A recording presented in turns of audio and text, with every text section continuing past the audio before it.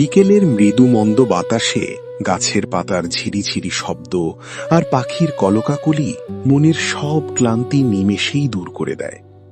এ সময় নদীর পাড়ে বসে অলস বয়ে চলা জলরাশি দেখা কিংবা কোনো সবুজ ঘাসের গালিচায় খালি পায়ে হেঁটে বেড়ানো মনের ভেতর এক অদ্ভুত প্রশান্তি এনে দেয়। সূর্য যখন ধীরে ধীরে পশ্চিম আকাশে ঢলে পড়ে এবং আকাশ জুড়ে আবির ছড়ায়, সেই সূর্যাস্তের দৃশ্য দেখার আনন্দ অতুলনীয়। প্রকৃতির এই শান্ত ও স্নিগ্ধ রূপ আমাদের আত্মাকে সতেজ করে তোলে এবং নতুন উদ্যমে পথ চলার শক্তি যোগায়।